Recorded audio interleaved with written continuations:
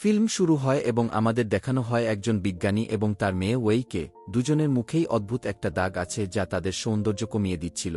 এই বিজ্ঞানী তার বাড়িতে একটি ল্যাব তৈরি করেছিলেন এবং তিনি দীর্ঘদিন ধরে পরীক্ষা নিরীক্ষা করছিলেন। ওয়েই এই সময়ে একটি ফুলের ছবি বানাচ্ছিলেন যাকে ক্রপ ফুল বলা হয়। তার বাবা তাকে এই ফুল সম্পর্কে বলেন যে এটির অনেক নিরাময় ক্ষমতা রয়েছে আর জঙ্গলের মধ্যে কয়েক বছর পর একবার জন্মায়। বিজ্ঞানী বলেন যে তিনি তার পরীক্ষায় এই ফুলটি বহুবার ব্যবহার করেছে। দীর্ঘদিন পর বিজ্ঞানী এমন একটি সিরাম তৈরি করতে সফল হন যা দিয়ে তিনি তার মুখের দাগ লুকিয়ে রাখতে পারেন। তিনি একটি সিরাম তৈরি করেছিলেন যা দুটি জিনিসের টিস্যু মিশ্রিত করতে পারে। সে এখন চামড়ার টুকরো কেটে তাতে কেমিক্যাল ঢেলে তার মুখে লাগায়।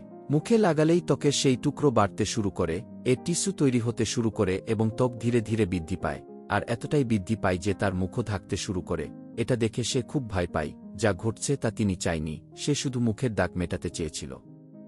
কিন্তু এই চামড়ার টুকরো তার পুরো মুখ ডেকে দিয়েছে। ভয় পেয়ে ঠোঁটের জায়গাটা কেটে ফেলেন বিজ্ঞানী। সে সেই চামড়াটাকেও কেটে ফেলে, কিন্তু তা সত্ত্বেও সেই চামড়া আবার যুক্ত হয়ে যাচ্ছিল। তার চোখ ও নাকের সব জায়গায় চামড়া ছড়িয়ে পড়েছিল। বারবার ঠোঁটে চোখে সেই চামড়াটা ছড়িয়ে যাচ্ছিল। বারবার সে তার ঠোঁট ও চোখের জায়গায় কাটছিল। এসব দেখে ওয়েই খুব ভয় পেয়ে গিয়েছিল। অবশেষে সে ভয় পেয়ে তার বাবাকে ছুরি দিয়ে মেরে ফেলে। এই দুর্ঘটনার কারণে তিনি ভেঙে পড়ে। সে তার বাবাকে হত্যা করেছিল এবং এখন তার কেউ নেই। সময় কাটতে থাকে এবং সে পড়াশোনা করতে থাকে। সে তার বাবার মতো পড়াশোনায় খুব ভালো ছিল, আর এই কারণে ওয়েই আমেরিকার একটি বড় ইউনিভার্সিটিতে স্কলারশিপ পেয়েছিলেন এবং তিনি তার শহর ছেড়ে আমেরিকা চলে যান। আমেরিকায় সে তার খালার সাথে থাকতে যাচ্ছিলেন। তার খালার মেয়েও ছিল, তার নাম অ্যাঞ্জি, এবং অ্যাঞ্জি তার আশাতে খুশি ছিল না কারণ তাকে তার রুম শেয়ার করতে হচ্ছিল। যাই হোক, সে ঘরে গিয়ে একটা ছোট মন্দির করে আর সেখানে তার বাবার ছবি রাখে। জানা যায় সে তার বাবাকে ভগবান মনে করত এবং তিনি তাকে পূজা করতেন। কিছুক্ষণ পর আমরা তার কাছে তার বাবার কিছু নোটস এবং জিনিস দেখতে পাই এবং আমরা জানতে পারি যে তিনি এখনও সেই পরীক্ষা করছে যার কারণে তার বাবা হত্যা হয়েছে। পরের দিন ছিল তার ইউনিভার্সিটির প্রথম দিন। ইউনিভার্সিটি যাওয়ার সময় পথে এক ব্যক্তির সাথে তার দেখা হয় যিনি হোমলেস হয়ে এখানে বসে থাকতেন। তার মুখটা খুব এলোমেলো হয়েছিল। ওয়েই কয়েক সেকেন্ড তার দিকে তাকিয়ে রইল। এই লোকটি ওয়েইকে বিশ্ববিদ্যালয়ে যাওয়ার পথ জানাতে সাহায্যও করেছিল। এরপর সেখান থেকে ওয়েই চলে যায়। ক্লাসে আসার পর প্রফেসর গর্বের সাথে পুরো ক্লাসের সাথে ওয়েইকে পরিচয় করিয়ে দেয়, কারণ ওয়েই এন্ট্রি টেস্টে 100% স্কোর করেছিল এবং এটি এই বছরের প্রথমবার হয়েছিল। ক্লাস শেষ হওয়ার পর ওয়েই তার সায়েন্স ল্যাব যায় এবং সে সেখান থেকে কিছু জিনিস নেওয়ার চেষ্টা করে। এটা করতে তার প্রফেসর তার দিকে তাকিয়ে জিজ্ঞেস করে, তুমি এখানে কি করছো? ওয়েই তাকে বলে যে, আমি কিছু পরীক্ষা নিরীক্ষা করব, তার জন্য আমি এখান থেকে কিছু জিনিস নিতে এসেছি। প্রফেসর তাকে বলে, এখান থেকে জিনিসপত্র নেওয়ার অনুমতি নেই, তবে হ্যাঁ, তুমি যদি আমার ল্যাব অ্যাসিস্ট্যান্ট হও তাহলে তুমি এখানের জিনিস ব্যবহার করতে পারবে। ওয়েই প্রফেসরকে বলে যে আমার বাবাও একজন বিজ্ঞানী ছিলেন এবং আমাকে তার গবেষণা আগে বাড়াতে হবে। প্রফেসরের হাতেই গবেষণা ডায়েরিটি ছিল, যা এখন প্রফেসর দেখতে শুরু করে, আর এটা দেখে সে খুব অবাক হয়ে যায়। ওয়েই যাওয়ার পর সে ওয়েইয়ের বাবার নাম সার্চ করে এবং তিনি জানতে পারেন যে ওয়েইজের বাবা সত্যি একজন জিনিয়াস বিজ্ঞানী ছিলেন, কিন্তু ফান্ডিং না পাওয়ার জন্য তিনি তার কোনো পরীক্ষায় পুরোপুরি কাজ করতে পারেননি। অন্যদিকে দেখা যাচ্ছে ওয়েইয়ের কাজিন আঞ্জির 2 বন্ধু তার বাড়িতে এসেছে। তারা এখানে ওয়েই এর জিনিস দেখতে শুরু করে, আর এ সময় রক্তে ভরা কিছু হাতিয়ার ও গবেষণা সংক্রান্ত অদ্ভুত এবং ভয়ঙ্কর জিনিস আর ভয়ানক গবেষণামূলক ছবি দেখতে পাই। এটা দেখে তারা 3 জনই ভয় পেয়ে যায়। যাই হোক, পরের দিন আমরা দেখতে পাই যে আঞ্জি তখনও তার বন্ধুদের সাথে বসেছিল। ওয়েইকে তাদের দেখে খুব ভালো লাগল। ওয়েইও এভাবে বন্ধুত্ব করতে চাইছিল, সেজন্য সে তাদের কাছে গিয়ে বন্ধুত্বের হাত বাড়াল এবং সে তাদের লাঞ্চের প্রস্তাব দেয়। ওয়েই এর মুখের দাগের কারণে এই লোকেরা ওয়েইয়ের কাছে আসত না, তারা যেতে চাইছিল না, কিন্তু তবুও তারা রেস্টুরেন্টে যেতে রাজি হয়। কিন্তু সেখানে গিয়ে দেখে ওয়েই অদ্ভুতভাবে খাচ্ছে। তারপর তারা ওয়েইকে রেস্টুরেন্টে একা রেখে পালিয়ে যায়। ওয়েই সব খাবার প্যাক করিয়ে এবং বাইরে এসে সেই হোমলেস লোকটিকে দিয়ে দেয় যার মুখ খারাপ ছিল। এখানে তিনি সেই হোমলেস লোকটির সাথে কথা বলে, কারণ আজ তার খুব মন খারাপ ছিল। সে হোমলেস লোকটিকে বলে, আমার মুখের এই দাগটা আমাকে খুব কুৎসিত করে তোলে।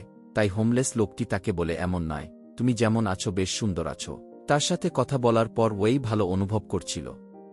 এখন সে বাড়ি যাচ্ছিল, পথে তার প্রফেসরের সাথে দেখা হয়। সে তাকে লিফট দেয়। সে তার জন্য একটা প্রপোজাল নিয়ে এসেছিল। তিনি তাকে বলেন, আমি তোমাকে এই গবেষণা শেষ করতে সাহায্য করব, যার জন্য প্রফেসরের ওয়েইয়ের পারমিশনের প্রয়োজন ছিল, কারণ এটা ছিল ওয়েইয়ের বাবার গবেষণা। ওয়েই খুশি হয়ে রাজি হয়ে যায়, কারণ প্রফেসর প্রথম ব্যক্তি যিনি তাকে সাহায্য করছিলেন। পরের দিন থেকে তারা সেই গবেষণার কাজ শুরু করে। অনেক দিন পরিশ্রম করেও তাদের গবেষণা কাজ করছিল না। তাদের সমস্ত পরিশ্রম বৃথা যাচ্ছিল। তারা তাদের ইচ্ছার ফল পাচ্ছিল না। এতে প্রফেসর হতাশ হয়ে পড়েন এবং এই গবেষণা বন্ধ করার সিদ্ধান্ত নেই। আজ যখন তার মন খারাপ ছিল, এ সময় এনজির বন্ধু এলিস এখানে আসে। তিনি ল্যাব অ্যাসিস্ট্যান্টের জন্য আবেদন করতে এসেছিল, আর প্রফেসর তার অনুরোধ মেনে নেই। সে এবং ওয়েই একসঙ্গেই বাড়ি যায় এবং পথে সে গত দিনের জন্য ওয়েইয়ের কাছে ক্ষমা চান এবং সেও তার সাথে বন্ধুত্ব করে নেই। এ সময় অ্যালিসের কাছে একটি পোস্টার ছিল, যেখানে একই ফুলের ছবি ছিল, যে ফুলটি তার বাবা গবেষণায় ব্যবহার করতেন।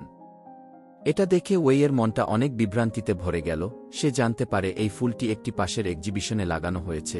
এটা পড়ে তার বাবার কথা মনে পড়ে গেল। তাদের গবেষণার জন্য সেই ফুল থাকাটা খুবই গুরুত্বপূর্ণ ছিল। তাই সে সিদ্ধান্ত নিল যে সে এই ফুলটি হাসিল করেই ছাড়বে। রাত হলেই সে চুপচাপ করে পাশের ফার্ম হাউসে যায় এবং সে এক্সিবিশন থেকে সেই ফুল চুরি করে ফেলে। সে ফুলটি চুরি করে সায়েন্স ল্যাবে নিয়ে আসে এবং সেখানে সে তার গবেষণা শুরু করে। সায়েন্স ল্যাবে প্রফেসর এবং অ্যালিস আগে থেকে লুকিয়েছিলেন, যা ওয়েই তার গবেষণার উত্তেজনায় লক্ষ্য করেনি। সে সেই ফুল থেকে এক্সট্রাক্ট বের করল এবং তিনি তার গবেষণায় এটি যোগ করল। এরপর সে নিজের পায়ের চামড়া কাটে এবং এটিকে 2 টুকরো করে কেটে সে সেই সিরামটি তাতে প্রয়োগ করে এবং আশ্চর্যজনকভাবে সেই সিরামটিও 2টি চামড়ার টুকরোকে একসাথে যুক্ত হয়ে যায়। তারপরে যেখান থেকে সে তার ত্বক কেটেছিল সেখানে সে সেই সিরাম প্রয়োগ করে এবং সে তার চামড়ার সেই টুকরোটাও সেখানে লাগায়। তারপরে সেখানে আবার ত্বক তৈরি হতে শুরু করে। দেখতে দেখতে তার পাটা আবার আগের মতো হয়ে যায়। প্রফেসর জানালা দিয়ে অবাক হয়ে এই সব দেখতে থাকে। সে তৎক্ষণাৎ এখান থেকে এলিসকে পাঠিয়ে দেয় এবং তারপর সে ওয়েই এর কাছে এসে তাকে জিজ্ঞেস করে, তুমি এখানে কি করছো?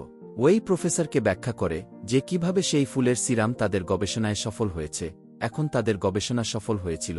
সে যখন প্রফেসরকে পায়ের চামড়া দেখাচ্ছিল, সেই সময়ে এলিস তাদের কিছু ভুল ভেবে হিংসা করতে শুরু করে এবং সে ওয়েই এর অদ্ভুত এবং খারাপ ছবিও তুলে নেই। এরপরে সে এসে ওয়েইকে বকে এবং সে এখান থেকে ওয়েইকে নিয়ে যায়। হঠাৎ এলিসের এভাবে আসার কারণে ওয়েই ভয় পেয়ে যায়। ভয়ে সে তার নোটবুকটিকে ল্যাবে রেখে চলে গিয়েছিল। এটা দেখে প্রফেসর খুব খুশি হয়ে যায়। অ্যালিস এখন ওয়েইয়ের কাজিন অ্যাঞ্জিরকে সেই ছবিটি পাঠিয়ে দেয়। এখানে দেখা যায় প্রফেসর ওয়েইয়ে বাবার ডায়েরিটি ইংরেজিতে অনুবাদ করার চেষ্টা করতে লেগে যায়।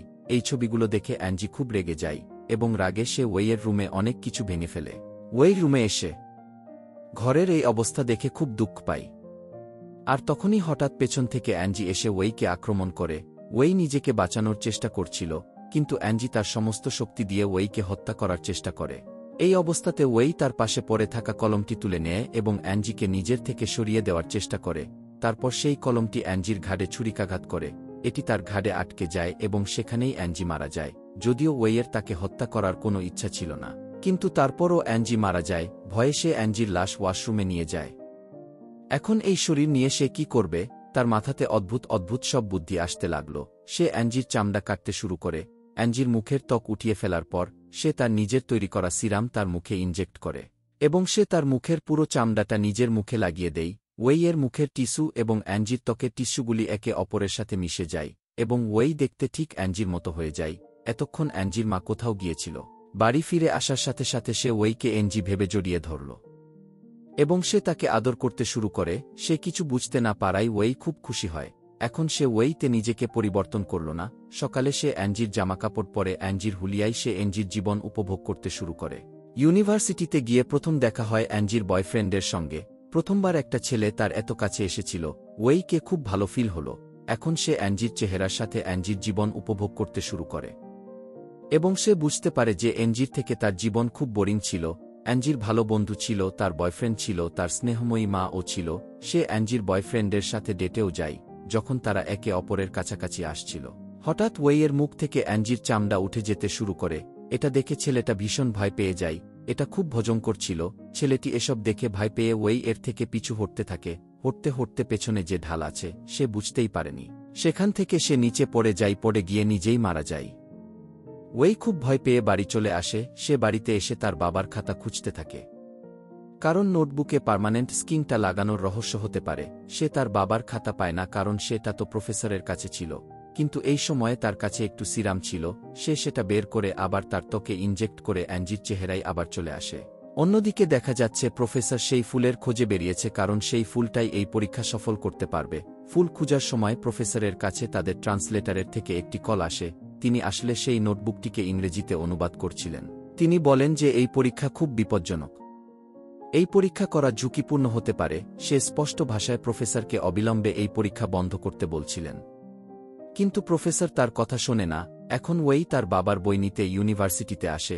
ল্যাবে সে তার বাবার বই কোথাও খুঁজে পায় না, কারণ ওই প্রফেসর তার ট্রান্সলেটরকে দিয়েছিল বলেই সে প্রফেসরকে কল করে। প্রফেসর তাকে বলে, হ্যাঁ, আমার কাছে সেই বই আছে, কিন্তু এখন আর পাবে না, কারণ আমি সেই গবেষণাটা আমার নামে প্রকাশ করব। কথাটা শুনে ওয়েই খুব রেগে গেল, কিন্তু মেয়েটি কিছুই করতে পারে না, তাই নিঃশব্দে সেখান থেকে চলে যায়। ইউনিভার্সিটি থেকে বের হওয়ার সময় সে ইভকে দেখতে পায়।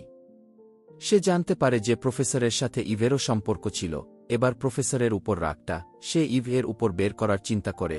অ্যাঞ্জি হয়ে তিনি ইভকে বাড়িতে আমন্ত্রণ জানায় এবং ইভ চলেও আসে। সে আসার সাথে সাথে ওই রাগে তাকে আক্রমণ করে।